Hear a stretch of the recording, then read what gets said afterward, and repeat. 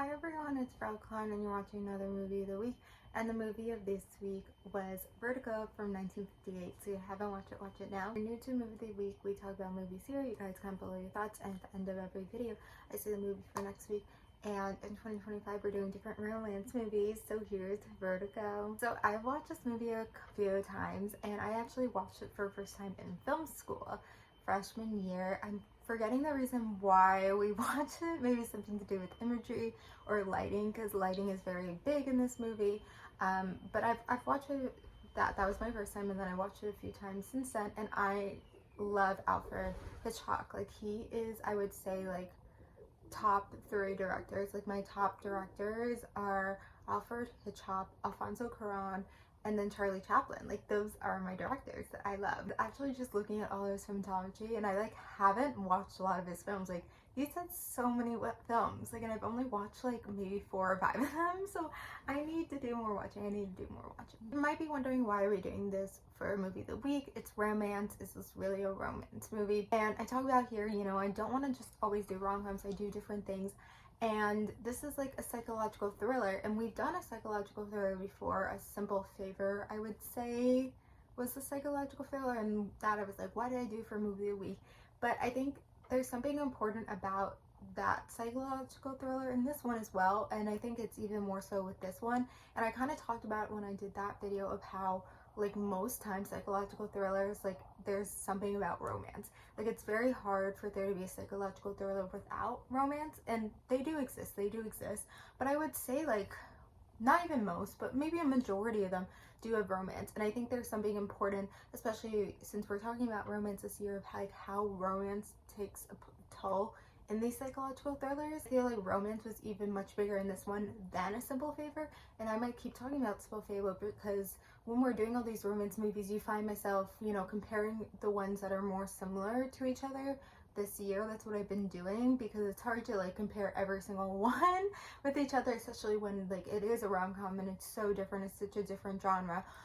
But when you get the same kind of style, psychological thrillers, and we can talk about it, but I do feel like romance obviously took a bigger part in this. So I don't know if it's every single Alfred Hitchcock movie, but there's always usually a twist, and this one has a twist clearly, and it's something where I've watched this movie before, so like I know there's a twist. But if you don't never watch this movie before, like, you might not suspect the twist.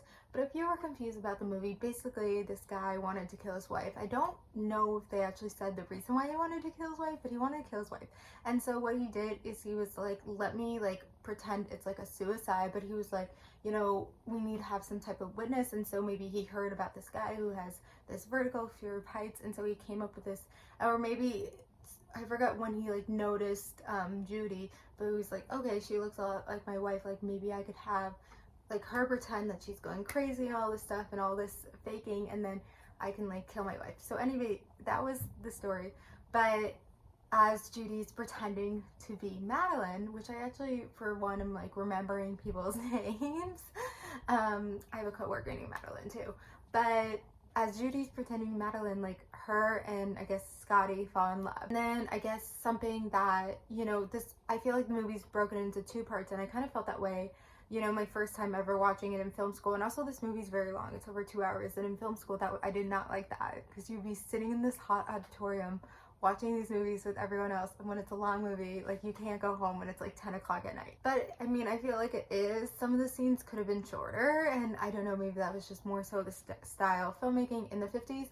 Also, I want to bring up, before we get back to the other point, is this is a movie that's 1958. I feel like a lot of the romance movies we have been doing have been in the last like 20-30 years, and so this is obviously, I think, is the of this year, I think this is like the oldest movie we're doing, and so it's kind of, actually maybe not, well, we'll see when it comes to it. It's something about also like how romance movies and also psychological thrillers were told in the 50s, which is like what is that, like 70 years ago now? Like, it's crazy.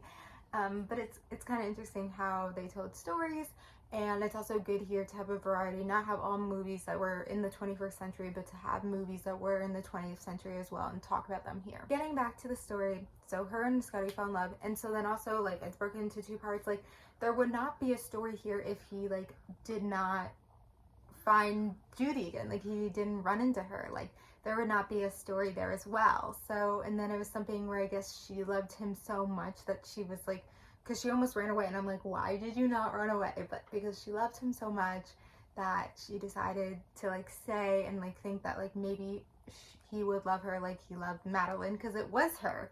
It was her. She was pretending to be Madeline the whole time. She was acting like Madeline. And then it's really hard, like, how I kept, like, you know, wanting her to dress like Madeline, like, change her hair, like, all this stuff, which is so crazy. Like, it's so crazy, like, when you're watching it, like, and I've seen this movie a couple times, but, like, it's so crazy watching it, and you're like, oh my god, this guy's crazy. Like, if I was in her space, I would have run. Like, at that hair salon, I would have run away. But, like, to get to that level where she would like pretend to be like this person that she was pretending to be in before just so this man would love her, like, it's crazy, it's intense. I also don't understand why they really fell in love. Like, I don't see it. You're just like falling in love, but I guess they did. There would be no story if they didn't fall in love. So clearly here the message is that there would be no story at all if they didn't fall in love. I guess if you were to kind of take a look at the first half of the movie, like, if they didn't fall in love, there was still this plan, and he probably would still, like, because he's watching over her, like, she would have still died. Like, that would all still happen. But then the movie would be done, and it's like, okay, that's just like the movie. But to have this element where it's like, if he wasn't really in love with her, then like, if he ran into Judy, like, it would have been a little bit of a different story. Like, it would have not been the same. He wouldn't like wanted her to be like the other Madeline. Like, he wouldn't change everything about her, and it's because of his love for Madeline. So that's how romance takes a toll. It's a guy who is obsessive, crazy. Also, what was that other female's character? What was her name? Midgie, whatever her name was.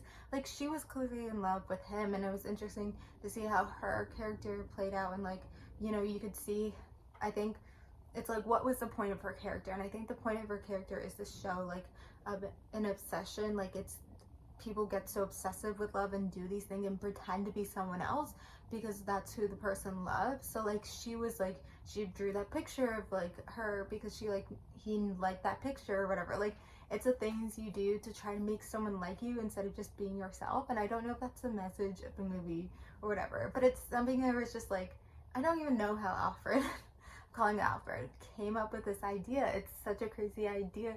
Like, I understand, you know, maybe wanting to show like the obsession with love and like all that stuff. So I'm not exactly sure where. I always in this, and when I do the supernatural reviews too, I'm like, where did the idea come from? Like, especially when the idea has so many different parts, especially like this movie, there's so many different parts, there's so many elements. Like, where did the idea come from? Like, what came first? Like, I'm always curious about that. So I'm like, is it, you know, a man wanting to kill his wife came first? Is it because you wanted to tell a story about Vertigo? Is it because you wanted something about obsession of love, or like someone, like, you know, changing their looks for someone? Like, where did it come from? Anyway, so clearly, like, the story would not be able to be told without this type of romance and this type of obsession. And it's something too with like this obsessive love. Like, it's hard to show this type of obsessive love without being a psychological thriller, or, you know, maybe it could be like a drama. I mean, I guess in this way it is a drama. Like, you can't have a nice rom-com, and so it's important to, as I talk about here, is to show all different types of romance and all different types of love. And it's not all good times, you know, because this is real life, you know, maybe not to extent, maybe people don't do this stuff to extent, but people obsess over people. Like, people stalk, and, you know, you hear stories about like the ex killing the wife, or like, you know, something like that. So it's like real stories, and there's something real about it. And it's like something where it's like, it's not just an easy idea to write down. Like, this is an intense idea. There's so many elements to it, there's so many things about it that it's just such a well written. Anyway, that was long, and we're gonna end it here. But yeah, hopefully you guys, if you never watched this movie before, you finally watched it and you watched that Alfred Hitchcock movie. But anyway, I'm going to talk about the movie for next week is Fresh from 2022. So comment below your thoughts about Vertigo and watch Fresh for next week. Thank you guys for watching. Like, comment, subscribe, and bye.